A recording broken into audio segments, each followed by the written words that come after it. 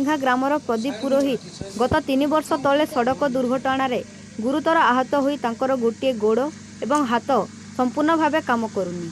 यही खबर प्रकाश पाइबा परे आज युव सांबादिक तथा मानव प्रेमी बेदवर छत्रिया सहायतार हाथ बढ़ाइछंती। तांकर पुअर पढ़िबा पई आवश्यक पुस्तक ड्रेस एवं रेशन सामग्री सहित आर्थिक सहायता देइछंती एवं खपराखोल ब्लॉक रो बीडीओ को भेटी तांको उच्च स्तरीय सहायता पई आवेदन करिछंती। एही कामरे सहयोग करिछंती युव समाजसेवी शिवराम कुंभार एवं सुभाष छुरा। आगकू मध्य अनेक समय लोकंक पाखरे पहुंची तांको दुख सुख बुझंती। आगकू मध्य एहीपरि लोकंक सेवारे कार्य जारी रहिबो बोली बेदवर छत्रिया कहिछंती।